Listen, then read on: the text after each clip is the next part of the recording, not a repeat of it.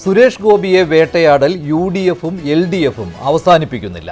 മൂന്നാം സ്ഥാനത്തേക്ക് പോകും എന്ന് പരിഹസിച്ചയാൾ 75,000 എന്ന മോഹിപ്പിക്കുന്ന ഭൂരിപക്ഷത്തിൽ ജയിച്ചപ്പോൾ മുതൽ തുടങ്ങിയ ആരോപണങ്ങൾ. I, Suresh Gopi, do swear in the name of God that I will bear true faith and allegiance to the Constitution of India. പുറത്തു നിന്നുള്ള വോട്ടുകൾ ധാരാളമായിട്ട് ഇവിടെ വന്നിട്ടുണ്ട്. ആ വോട്ടുകൾ വരുന്നതിന് ആവശ്യമായ രീതിയിലുള്ള ലഘൂകരിച്ച സമീപനം ഇലക്ഷൻ കമ്മീഷൻ എടുത്തിട്ടുണ്ട്. ഇവിടെയുള്ള എല്ലാവരും അവിടെ വോട്ട് ചേർത്തിട്ടുണ്ട്. തൃശ്ശൂര് ഇനിയിപ്പോൾ തൃശ്ശൂർ അവർ ചേർത്ത അഡ്രസ് നിലവിലുണ്ടോ എന്ന് ആദ്യം പരിശോധിക്കണം. രാഹുൽ ഗാന്ധിയുടെ വോട്ട് ചോരി വെളിപ്പെടുത്തൽ വന്നപ്പോൾ പഴയ ഈ ആരോപണം പൊടി തട്ടിയെടുത്തത് K. മുരളീധരനും VS സുനിൽകുമാറും. സുരേഷ് ഗോപി ജയിച്ചു വരാനുള്ള സാഹചര്യം ഒരുക്കിയതിൽ UDF-നും LDF-നും ഒക്കെ ഉത്തരവാദിത്വമുണ്ട്.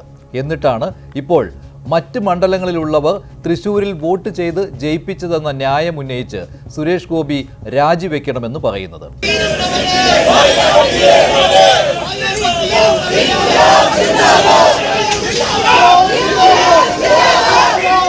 എനിക്ക് ഇത്രയെങ്കിലും ചെയ്യാൻ പറ്റുന്നുള്ള മാത്രമല്ല ആശ്വാസം. കുഴപ്പമില്ല. BJP-യുടെ സമ്മർദ്ദത്തിൽ തെരഞ്ഞെടുപ്പ് കമ്മീഷനാണ് സുരേഷ് ഗോപിക്കായി വോട്ട് ചേർക്കാൻ സഹായിച്ചു എന്നൊക്കെ പറയുന്നതിൽ സാങ്കേതികമായി ഒരുപാട് വൈരുദ്ധ്യങ്ങളുണ്ട്. മറ്റ് മണ്ഡലങ്ങളിൽ നിന്ന് വന്ന് BJP-ക്കാർ പേര് ചേർത്തിട്ടുണ്ട്. അതിന് തെരഞ്ഞെടുപ്പ് കമ്മീഷൻ പറയുന്ന വ്യവസ്ഥകൾ പ്രകാരം രേഖകൾ നൽകിയിരുന്നില്ലെങ്കിൽ ഈ ജീവനക്കാരും പാർട്ടി ഏജന്റുമാരും എന്ത് നോക്കിയിരിക്കുകയായിരുന്നു. വോട്ടർ പട്ടിക പ്രസിദ്ധീകരിച്ചതിന് ശേഷം വോട്ടർ പട്ടിക പരസ്യമായിട്ടാണ് പ്രസിദ്ധീകരിക്കുന്നത്. വോട്ടർ പട്ടിക സ്വകാര്യമായിട്ട് വെക്കുന്നതല്ല. വോട്ടർ പട്ടിക പ്രസിദ്ധീകരിച്ചതിന് ശേഷം ആർക്കെങ്കിലും പരാതി ഉണ്ടായിരുന്നുവെങ്കിൽ ആ പ്രദേശത്തെ ആൾക്കാർ പറയണമായിരുന്നു, അല്ലെങ്കിൽ ആ പ്രദേശത്തെ രാഷ്ട്രീയ പാർട്ടികളുടെ ആൾക്കാർ പറയണം, ആർക്ക് വേണമെങ്കിൽ പറയാമായിരുന്നു.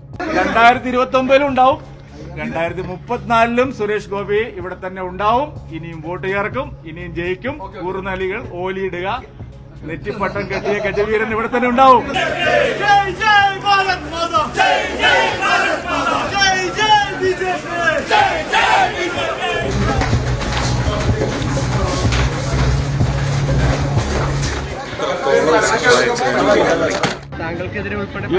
ഇവിടുന്ന് കുറച്ച് വാനരന്മാർ ഇറങ്ങിയല്ലോ, ഒരു ഉന്നയിക്കലുമായിട്ട്. അവരൊക്കെ അങ്ങോട്ട് പോകാൻ പറ. അദ്ദേഹത്തിന്റെ ഈ പേരിൽ ക്രിമിനൽ കേസ് എടുക്കണം, വോട്ട് റദ്ദാക്കണം. ഇത് സംബന്ധിച്ച് ഞങ്ങൾ നേരത്തെ ഇലക്ഷൻ കമ്മീഷൻ പരാതി കൊടുത്തിരുന്നു. തൃശൂരിൽ വോട്ട് ചോരി ഉന്നയിക്കുമ്പോൾ CPM കൂടുതൽ പ്രതിരോധത്തിലാകും.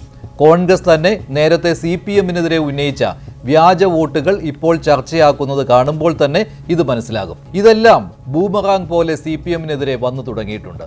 ഒപ്പം തദ്ദേശ സ്ഥാപനങ്ങളിൽ ഒരേ വിലാസത്തിലുള്ള നിരവധി വോട്ട് ചേർക്കലുകളും.